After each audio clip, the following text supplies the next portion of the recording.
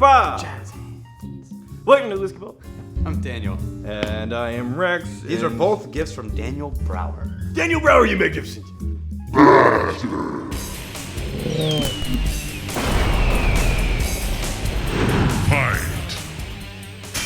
So, happened to these? This is a Fort Worth distillery, and I haven't studied a lot of Fort Worth history. Apparently even though my grandparents live in Fort Worth. Apparently you've studied these whiskeys because they're half gone.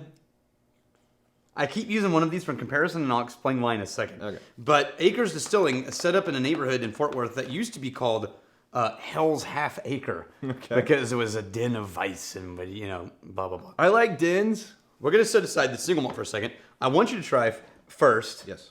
This is one of the releases they did, and here's why I'm interested in you trying this, because of all the people we know who've sourced whiskey, Yeah.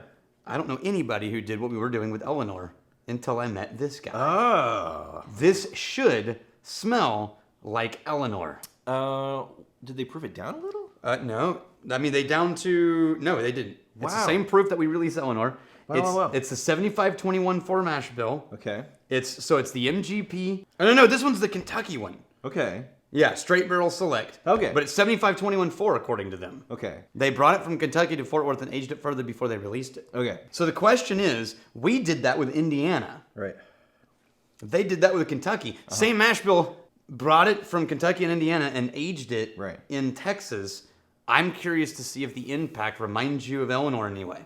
So on the nose, I mean, Eleanor's basically it's going to be a classic bourbon.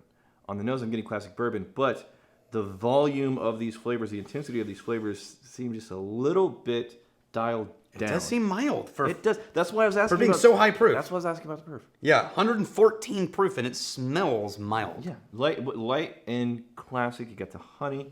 You got the a little- eucalyptus. Yeah, a little bit, and then the brown sugar. A little bit of brown sugar in there. No, come on. What's the proof on this? 57. No. 114 proof. No. Yes. Can we test this?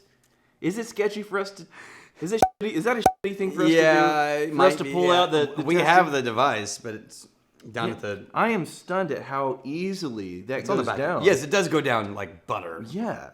Like this is damn near 60%. Like, I'm just saying, if they chose this as a single barrel release, which they did, single barrel select, they chose wisely. Yeah, nice barrel. This is good palate barrel choice. Okay, so I would have been happy with this as like a store select barrel or something. you are basically in the middle of these beloved classic bourbon notes. The brown sugar. I'm not getting a super dominant cherry. No. I'm getting a nice honey and an oakiness balanced in there. It is shocking how close to the Eleanor. And then- basically, it's shocking how much Texas affects that mash bill so Yeah. similarly. And then a little bit of a sweet eucalyptus to your point. Mm-hmm. Yeah. Okay. Now, this is theirs. Yeah. So this is a craft Texas nose. barley. Craft nose. It does smell like craft malt. This is like That's got that green grass the and pine. It's like a granola agricultural green grass. 30-gallon barrels, which Yep. is, I think, the same size that Lone Elm is using. Yep. And New then- charred oak. Yeah, I think granola, the grains, the granola, the agricultural, some It honey in really there. is heavy granola agricole. Yeah. Very similar to the taste. Yeah, still heavy grain, There's no Granola agricole, misleading on the nose, but with there. a bunch of sugar on it. Yeah. Between the two, I'm going- I like how these flavors are more saturated and dense, but I Yeah. actually like the flavors that are in Yeah. here a bit better. I actually prefer the Kentucky bourbon they sourced a little bit to their malt. What was the proof on this one? Interesting. Even though this is a lower proof, the density of the flavors, they're more present. Way more present. Yeah. Yeah, Okay. very oily too. What do we got here? We got Justin Johnson. Personal point of views on how one handles the curveballs in life.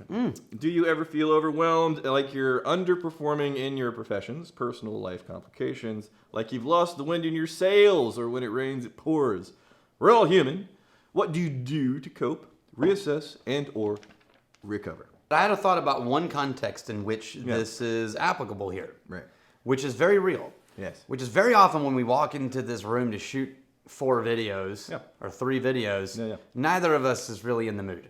No, we got so much to be do. like- So much to do. Let's be excited and talk about whiskey and hang out. We very clearly understand for a lot of people, this is their little Escape. little break in the day. It's not our job to bring the to this channel. Let me tell you the bullshit I had to do this for. Yeah, but very often, right up until we hit record, like neither of us says anything, no one's talking. We just walk in, we know all the buttons to click, we stand there, and then we get here and we hit record, and then you watch us go, okay! But the weird thing is, by the end of the 4 videos, forcing yourself to pretend to be okay actually works a little. Yeah, and this is something I often work with people who are getting into video. They want to be in front of a camera.